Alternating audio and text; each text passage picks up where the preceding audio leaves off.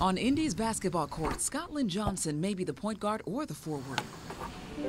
To me, it was the moment of decision-making. But Brian McCutcheon had to coach the 13-year-old into being the center. He just said, what is a basketball pose that you would like to do? So I just did it. A statue of Scotland is posted up front and center at a Philadelphia park. It feels like I'm like a super like person, and just having like me there as a statue like makes me just feel like, it just feels amazing. Just excited just to show her history and show that she made history. This doesn't look to me like a deal breaker. Brian, a local indie artist, chose Scotland as a model for his latest project. Philly leaders commissioned him to make that city's first public statue of an African-American girl. I didn't know that the statue was going to be looking like just like me.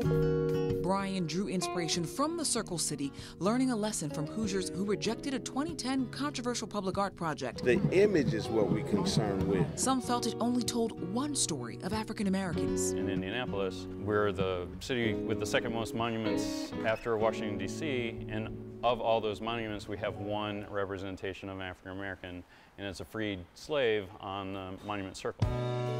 Brian wants his art to show a different picture. There's a mural on either side of that. Making something representative of the community was important. The indie artist took a year to craft an inclusive statue. This is some of the braiding of the hair. Details like Scotland's braids molded in wax. We cast a couple in plastic. Change etched into her basketball. Metal cut and grinded into creases on her uniform, and a pose packed with meaning for kids everywhere who look like Scotland. You know, you decide to drive, you decide to pass, you decide to shoot, whatever. But it's a pivotal sort of point, and I feel like that point at sort of middle school to becoming an adult is also sort of a pivotal moment.